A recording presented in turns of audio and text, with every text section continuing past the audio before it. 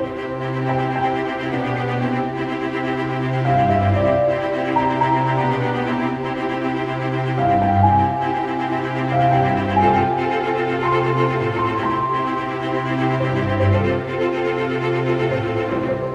everyone and welcome back to Superboy Beyond, and we are returning to season 3 today. This is the final episode on the first disc of the DVD, Carnival, which is famously the episode where Superboy fights the devil. Yes. One of the best episodes of the show, I think. I don't think that's an unpopular opinion.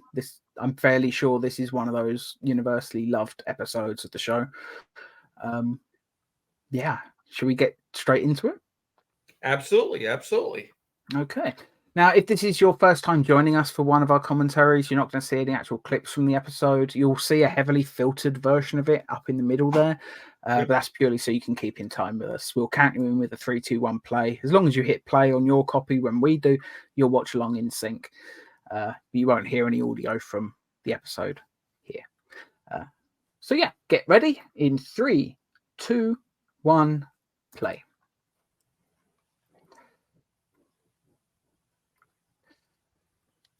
Now, this episode has 2 fairly famous guest stars in it.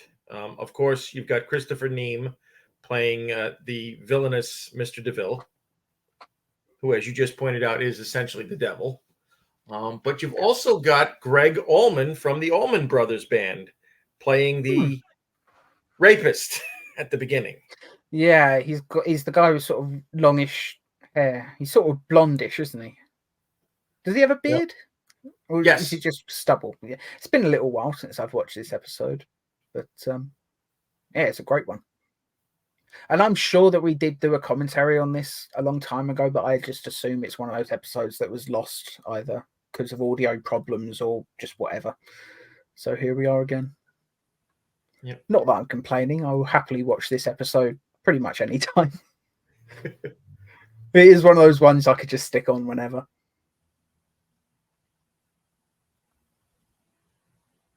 I think even Roads Not Taken doesn't quite have that distinction for me, purely because I always want to watch all 4 parts.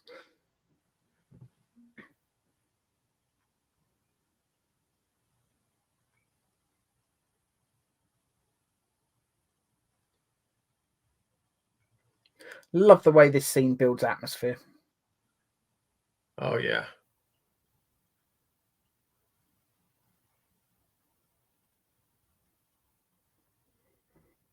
And Christopher Neame's got he's got such charisma to him, you know.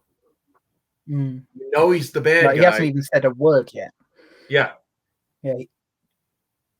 And David Grossman, let's face it, he's one of the better directors the show has had. And I know this is one of the better ones that Toby Martin wrote. And I know for a fact that apparently the most expensive and complicated flying shot in the entire series from start to finish is in this episode. And we all know which shot it is, but apparently it was an absolute nightmare to pull off. But it is the best scene. You can see all the effort on screen. I mean, let's face it, you take any flying shot, any landing in Lois and Clark and compare it to that shot, and it's just, you can't compare them.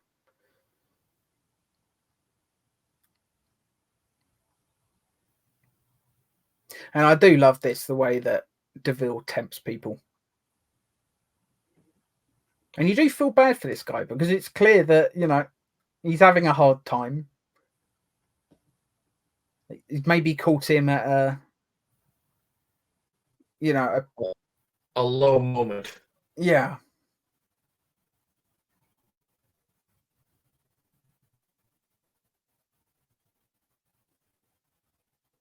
I used to love houses of mirrors. Not as much as like the mirror and glass mazes that they used to have at fun fairs when I was a kid.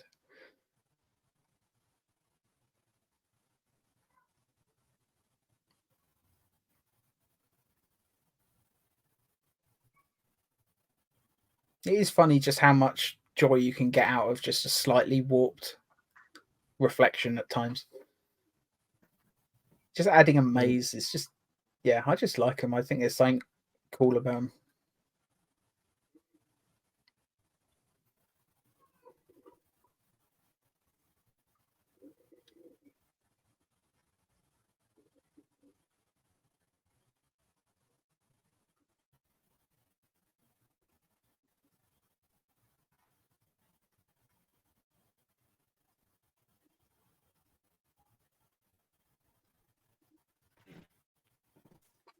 I love the effect that they got with the mirror. He's standing there, and there's sort of a mirror image of his head right behind him as he's talking. And it's all very classic cinema techniques. Even the theatre used techniques with mirrors like this.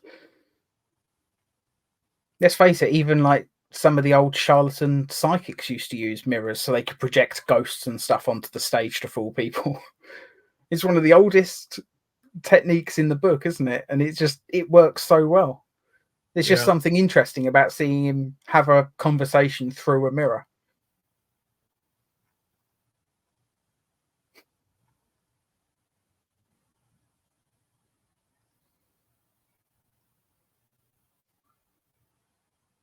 And I do like how he seems to take some twisted satisfaction from trapping souls in his box there. I mean, he's the devil. He should, but. Yep. And now we have Matt as our skeptic.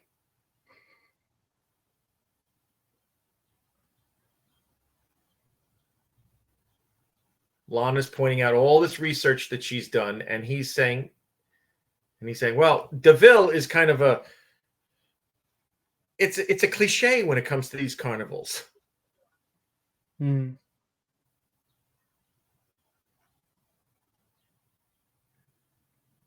it's an interesting bit of logic that Matt's using as well, saying, okay, it looks like there's a connection to this carnival, but a lot of people went to this carnival, a lot of people.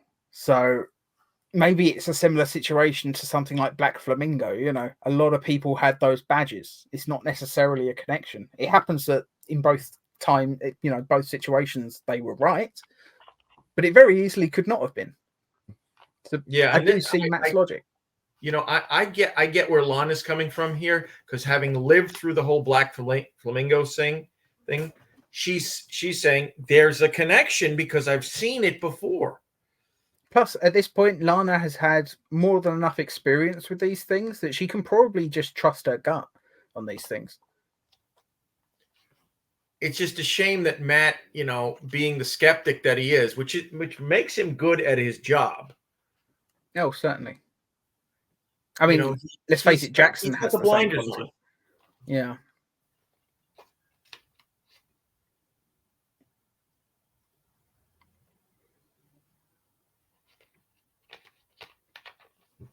Yeah, I can't say I'm familiar with the guy's band.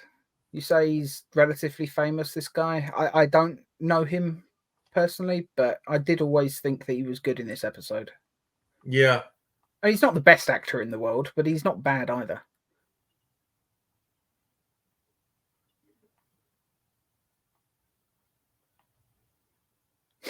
I've always liked that moment. They have a lot of good flying moments in this, even if you could see the wires just then.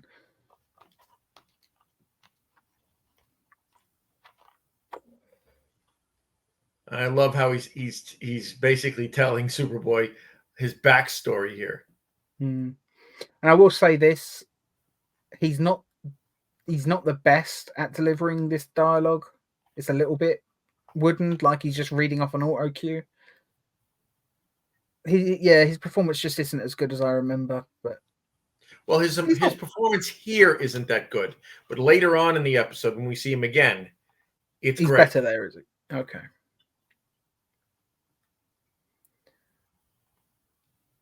But it's just annoying that in this scene he's not very good, because I think Gerard is maybe at his best right now, and even the woman that's playing sort of the battered woman that he's just been doing less better off not said what he's been doing. She's Yeah. doing very well. And I think the woman that was just there is the same one who gets paranoid in the episode Paranoia and tries to jump out the window. She probably is. It looks like the same actress to me. And let's face it, they reused actors all the time in this show. Yes. I'm honestly amazed that Mr. DeVille didn't turn up in a different role. Well, Christopher Neame he's not like a character actor per se. He had some stardom, did he? Yes. Because this is the only thing I really know him from, personally. I believe he was also in a movie with Patrick Swayze around the same time. It was one of those post-apocalyptic films, Steel Dawn. Never saw it.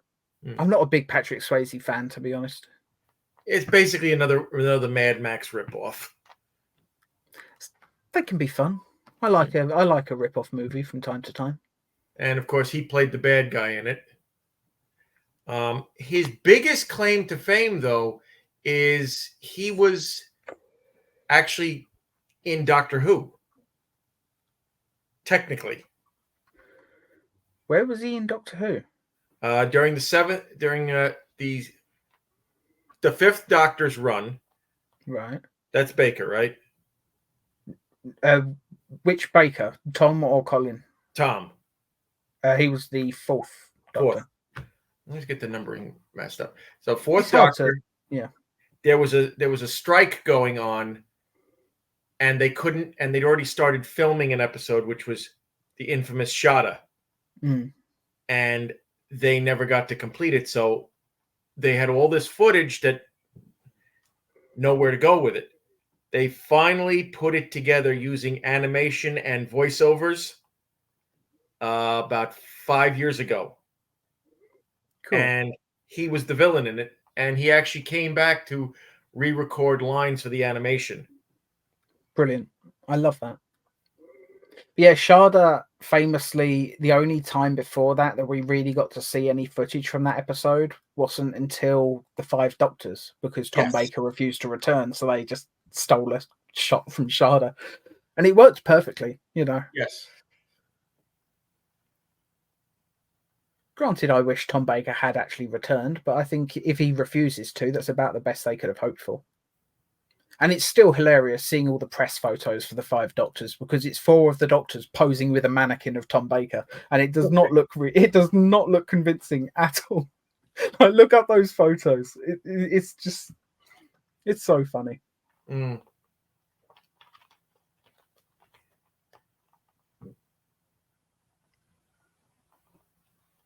I guess they figured they were only going in the newspaper, though, those photos. So by the time they were printed, nobody would have been able to tell.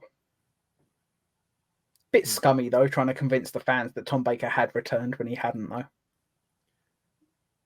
Technically he did, technically he didn't. I mean, he returned much later. We won't talk about dimensions in time.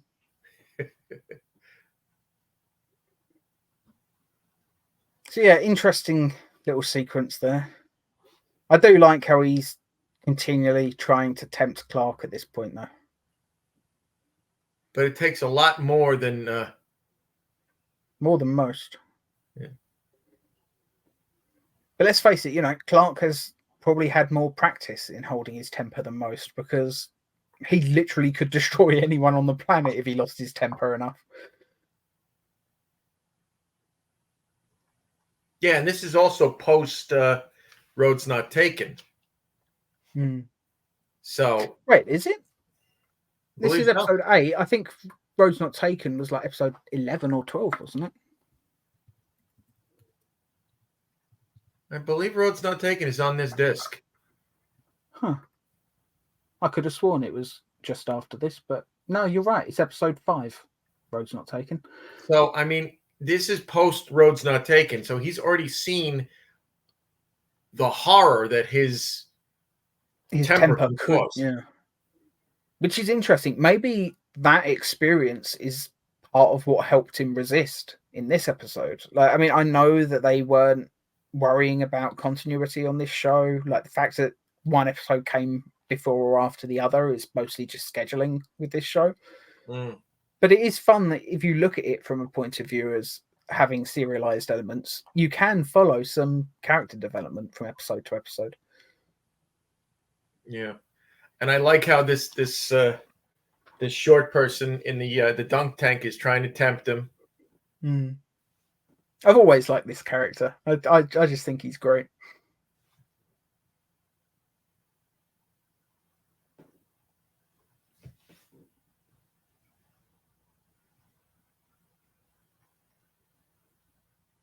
You can see it on Clark's face. He's getting angry. Yeah, but Clark, his job is to get you to play, so I think even if he did throw the thing, I think he could have made the argument that no, his job is to get dunked in the water. If I didn't do it, he would have nothing to do.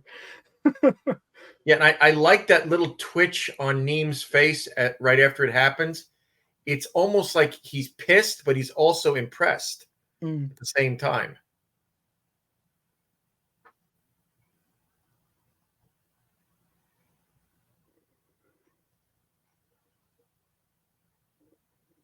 Like, it's just a fun idea having a house of mirrors in an episode, just because the fact that you can stick the camera behind one of the two-way mirrors or one-way mirror, whatever it's called, the fact that you can actually hide the camera effectively and create such trippy visuals, I just think is really cool. It's almost a shame they didn't employ some weird mirror effects when they did the sort of the ghost world in Haunting of Addie McAllister. Like that, if they had some mirrors around making the world look really unnatural and stuff, that might have been a way to make that episode look a little bit more expensive. But and this is so great. The crystal ball clairvoyant is trying to tempt him with secrets of his past, which we know at this point in the show he still has no idea who and what he is. Yeah, if you were going to tempt Superboy with anything, that is a pretty good thing to tempt him with.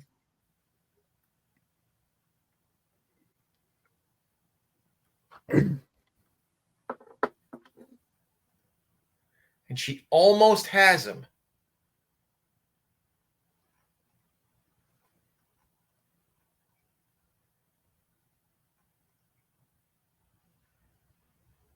Sorry, I just realised I muted my microphone. What do you think is the temptation for Clark there exactly? Because is it just finding out too soon? Like he's cheating to find the information? Because that's something he's been searching for a while. It's not really temptation. Well, the temptation here is, I can find out who I am and I can let other people, suffer. He's being a little selfish here because why would his finding out other maybe I just missed a line of dialogue, but the why, whole thing why would it be causing other people to suffer? Just because it would mean forgetting about the case? Forgetting about the case, forgetting about Lana, forgetting about the people who have disappeared. Well, I guess that makes sense.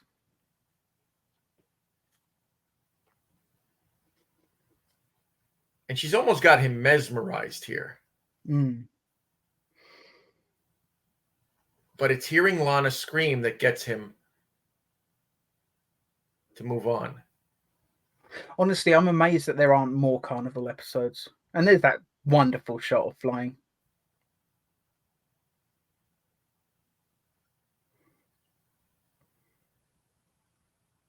And yeah, I don't think it's a controversial opinion to say that that's maybe the best flying shot in the show.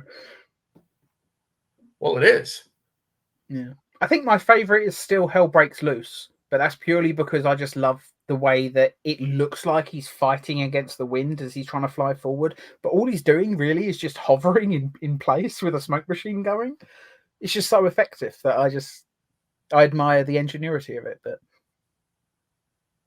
let's face it, on a technical level, this is the best flying shot in the show. Although I got to say, Clark breaking so many mirrors, he just caused himself. See, that's 3 mirrors, so that's 21 years of bad luck he just brought on himself. I wonder though, if you break mirrors that belong to the devil himself, do you get the opposite though? like, like Jesus looking down. Good job. You broke the devil's mirror. I'm giving you 7 years. Good luck for that one. Who knows? Maybe ownership of the mirror does make a difference. Mm. Yeah, you're right. He is better in this scene. He just brings a lot more intensity to the ending here. And yeah, it's not the best transformation moment there. I think it could have been slightly better if they just did a morph of some kind, but not terrible. At least they had both actors like line up their faces in the exact same spot. Like it did make the transition a little bit easier.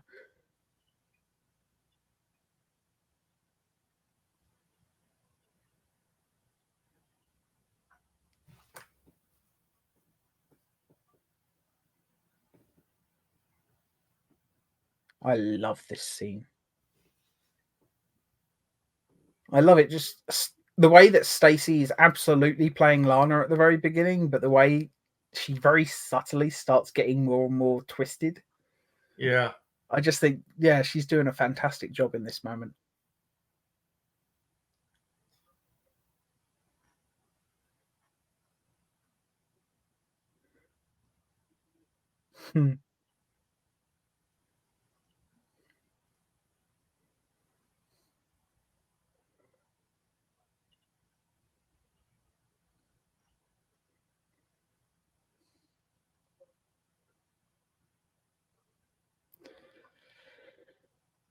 I love that. Way the whole carnival just disappears. The same way it appeared at the start, you know? Yeah. It's a shame And it that just we goes. never got a sequel to this. It does make me wonder, you know, maybe did they have something planned at one point and it just didn't work out for whatever reason? I'm guessing DeVille never shows up in the tie-in comics. No. Yeah, I figured you probably would have mentioned if they if he had. Oh well, we'll have to save it for season 5. Yes. Which No, we we do keep have a talking plan about for that. that. But we do have a plan, yeah. That's the Brimstone Constantine episode, isn't it? Yes. So that'll be fun. So yeah, that was season 3, episode 8, Carnival, Viacom. And sorry, I can't help it every time I hear the Viacom thing. Yeah, very, very good episode. One of the best episodes of the show. If it wasn't for the fact that this is in season 3, which is the best season, so the season 3 scale is a little bit more harsh than the other seasons, I would say that this would be 8.5 to a 9. It just happens that season 3's got so many great episodes that it does bump it down very slightly to maybe an 8.5 at most. Yeah, I would go as much as an 8.5 on this. The only thing that really takes it away is, you know, that opening sequence with Gregg Allman where he's a little wooden. Yeah. I mean, you've got one of the greatest flying shots ever in the entire series. Just You know, amazing. you've got superb acting from both, you know, Christopher Neame, Gerard, Stacy, even Matt for the 2 seconds that he's on screen. You know, Yeah. It's almost a shame there's no Jackson in this episode because I don't know. I think Jackson might have been interesting at the carnival. I don't know where or how he would tie into the story, but I can imagine a version of this episode where Jackson was actually involved in the investigation being quite fun. or maybe Lana brought it to him first, and he's saying, "No, you it'd be want to." hilarious. She brings it to Jackson. He says all these reasons why it's unlikely, and so she goes to Matt, thinking Matt will be a little bit more open to it, and then you could just have Matt repeat the exact same things Jackson said. Yeah, That could have been just a really fun little gag. yeah. I mean, I'm sure Matt would be like, you know, I get where you're coming from, but you know, Mr. Jackson's kind of right on this. Leave Yeah, this for the police. It's a missing persons case. yeah. But as we know from having watched the episode, it's not a missing persons case. No. We obviously we have more information. Like we know from the start that DeVille and his carnival is involved. Like we already know Lana is right. Yeah. But it's always fun seeing Lana and Clark like coming up against obstacles that aren't necessarily supernatural every time. Sometimes it is just, office politics even, going over, you don't go over your boss's head for whatever Right. reason or anything like that. And it's just, But then maybe again, that could have been Lana some is interesting known drama. for going over the boss's head all the time. Jackson says no, she goes anyhow. I mean, that's the whole thing about the lair. I mean, that's the whole thing when Lana arrives at the bureau. Like, Clark is like, this is mostly going to be filing. And Lana's just like, oh, yeah, I'm not going to be doing any of that. Yeah, and then Jackson has that nice long monologue with her and says, "You're an intern. You get coffee. You file paperwork. You make copies. You greet people at the door. You're not an agent." And yet every single time she gets the chance to, she acts as an agent. I mean, the perfect example of that is the lair. They send Matt out on assignment, and what does Lana do? She drags Clark along to go and find the monster, which turns out to not be a monster. And really, it's a good thing that she did, because let's face it, Matt had been captured by the time she arrives. Yes. They basically, if they hadn't have gone over Jackson's head, Matt might have even been killed by the villain. Who knows? He probably would have been. Yeah. So it's always fun seeing Lana do things like that. And that is part of what Jackson's for, even Perry White to a certain extent. Sometimes it's just to add a little bit of workplace drama alongside the superhero stuff. Sometimes Clark's boss isn't particularly happy with him, It's not quite to the J. Jonah Jameson extent, but it's a similar sort of thing. It's the tough boss that's causing trouble for the hero's alter ego, and it's fun stuff. Yeah. But I can't think of anything else really to say on this episode. Just one of the best episodes of the show, really. Unless there's something else you want to say on it. Yeah, it is one of the best episodes of the show, and it's always good to see Superboy go up against something that is not mad scientist, alien invasion, supernatural, like ghostly sort of stuff. It's supernatural stuff when done well, and this is proof positive that it can be done well. It's perfect. The supernatural is one of his weaknesses. And I tell you, if I could have changed just one thing in this episode, that box where DeVille was keeping all the souls, if I could have changed one thing, I would have made that box a reused prop from The Power of Evil. Make it the same little box that all the evil came out of in that episode, just to say, that box was actually DeVille's. Maybe he's got a whole bunch of them that he just keeps for storing souls.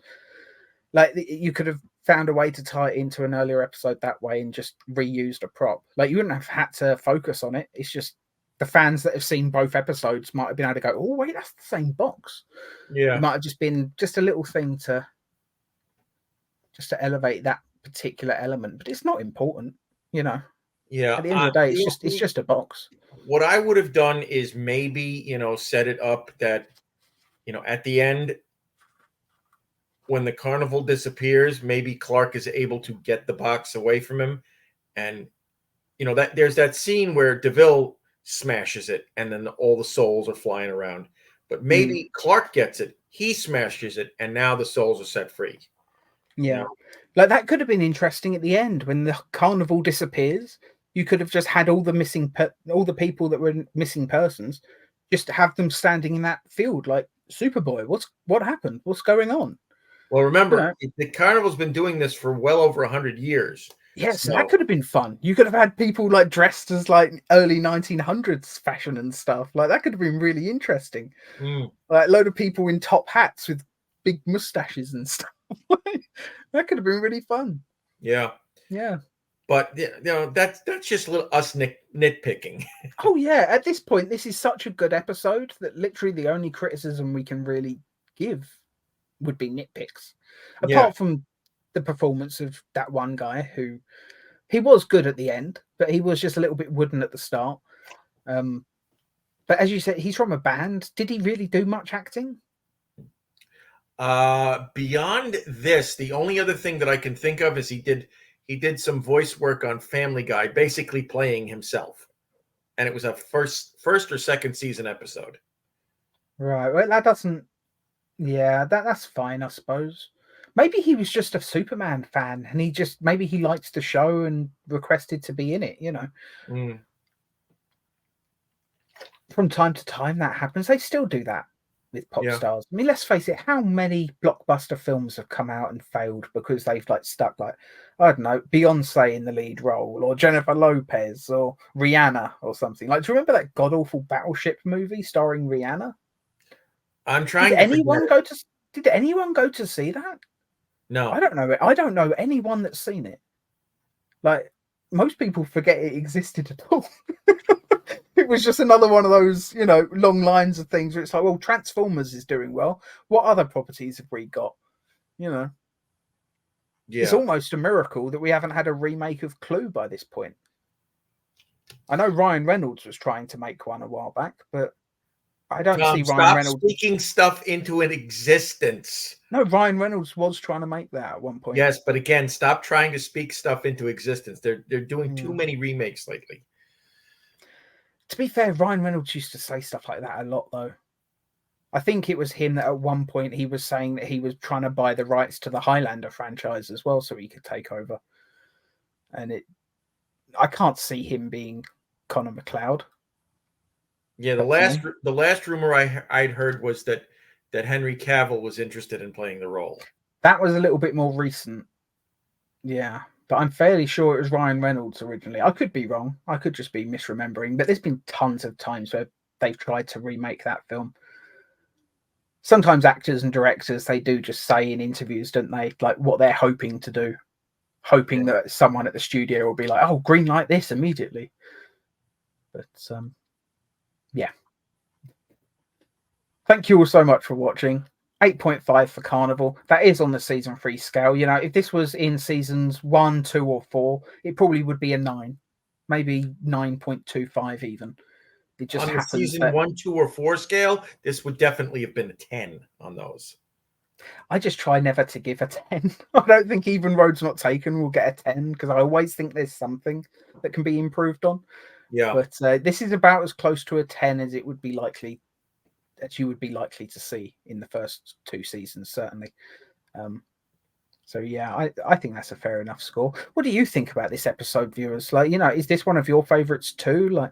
If you could have brought DeVille back for a sequel story, maybe tell us what you would have done with it. It's always interesting to hear other people's ideas for potential sequels to these episodes. So yeah, if you have any ideas that have popped into your head during this, please let us know in the comments because we always find it interesting. But anyway, that's that. Thank you all so much for watching. Goodbye.